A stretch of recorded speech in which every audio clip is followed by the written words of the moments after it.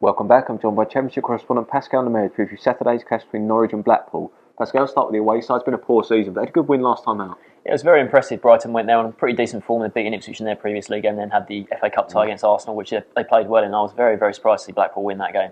You know, they've been better at home this season. Obviously, the pitch at Bloomfield Road is in a terrible state. A lot of teams that have gone up there have complained about it, but they dealt with it better. And then in the end, it's just one goal that settled it. Jamie O'Hara with the free kick. I think the Brighton goalkeeper will look back and think, I should have done better there. But it was a decent hit from 30 yards. It managed to go over the keeper and into the far corner. But yeah, that's obviously a huge boost for them. They're only 9 points off safety now, which I think last week I was talking about, it was about 12 points. I was wondering if their season might be over. But to win that game and obviously to beat Brighton, the team which is now directly above the bottom three, so that was a massive win for them. But the disappointing thing was that they would have seen Millwall beat Forest and then Wigan, get a point at Ipswich. So the teams directly above them did get points as well. So it could have gone better for them, but still, a decent win there. And on transfer deadline day, they managed to bring in Aldred on a permanent deal. And I think they lost two players, Ishmael Miller and Gary McKenzie. I think Miller's not too big a blow, and McKenzie hasn't played much this season, which surprised me because last season in the Championship, he did a lot of good things for them. I think he led the league in clearances. He was a very key player for them in terms of just getting rid of danger. But this season, it hasn't gone well for him at all. Under Lee Clark, he hasn't managed to get into the team. So I think he's got rid of two players. They weren't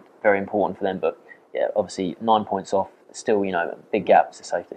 Moving on to the home side, sitting just outside the playoffs at the moment. They haven't had a win in 2 games now. They lost that game at home to Brentford, which is a disappointing one because Brentford, one of the sides above them. And then last week went to Birmingham, who we all know much improved under Gary Rowett. And it was a 0-0 draw there. I'm surprised to see them not score, obviously, with their firing front line. They've got a lot of talented players up there. You got your Hoopers, your Cameron Jeromes, Lewis Grabban come off the bench, Nathan Redmond back at his former club. He's always dangerous. So I was very surprised to see them not score. But it's not the worst result getting a point at St Andrews because Birmingham, they've been a lot better recently. But on their deadline day, Norwich, they signed Andrew from Hamilton Academical up in Scotland. Obviously, Alex Neil knows him. That's the former club he used to work for. So I don't know if he'll have too big an impact, but I think they missed out, didn't they? They were really linked with Graham Dorrans all day long, and there was talk of a move, maybe Olsen going the other way, the left back to West Brom. It didn't quite happen in the end. There's rumours that it might have been because of it's a car accident on the road, which it's just not what you want to hear. But I think Dorrans, he would have been a good signing for them, but they've still got a lot of talented midfielders in there.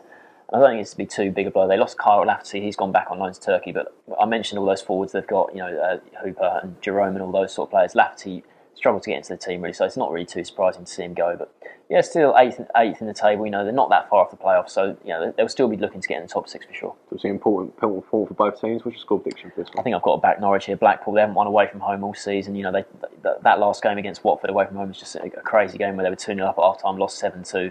All their wins have come at home this season, so they're terrible on the road. And Norwich, they're usually pretty good at home, so 2-0.